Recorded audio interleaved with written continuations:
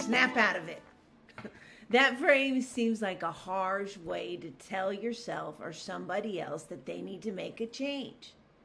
But we're hard-headed people and we live habitual lives.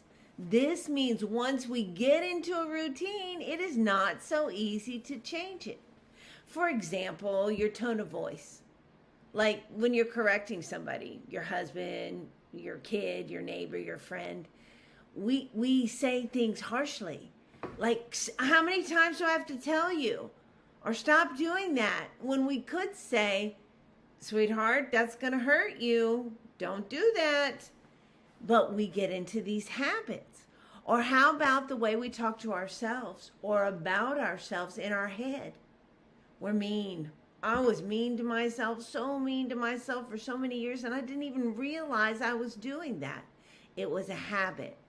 Or maybe the way you spend your paycheck, or say your commissary money if you're incarcerated.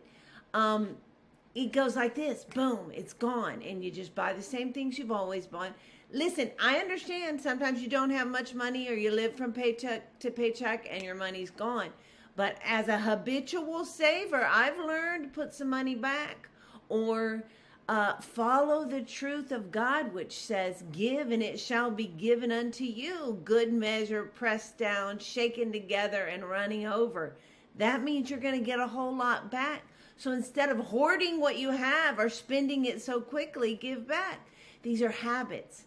They're habits we got to snap out of. But if someone says that to you, or you say it to yourself, it seems impatient and demanding. But sometimes change requires us get a bit harsh with ourselves or somebody else. But check it out. I want you to think of this phrase in a new way. Not as if you're expecting yourself or somebody else to change every aspect of what's wrong. Because let me tell you, that's impossible. You can't snap out of it, meaning that instantaneously everything's going to be different. Permanent change requires we change our perspective. And that, my friend, is a process.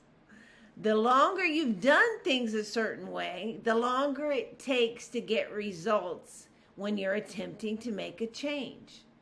But God is kind, and He's always revealing things to us. The instantaneous part, that's God's part.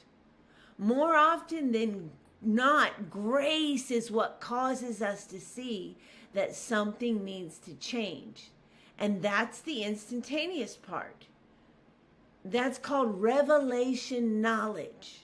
It's when all of a sudden you see something differently. It's a God-given flash of truth. And that comes instantly. I'll never forget when I decided I was going to stop using drugs. I was laying on the floor crying, and I went, that's it. I'm never going to use drugs again. Now, I'd said that phrase a million times, but that was a revelation knowledge. In that moment, I saw the truth about drugs. That was a flash. That was a snap out of it moment. That was the snap part.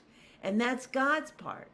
And whenever God reveals something to you, that's because He's willing to do the work it takes to make that change. So that's how we've got to start looking at this. The snap out of it part is really God's part. The out of it part is our part. The snap part is God's part. The out of it part is our part.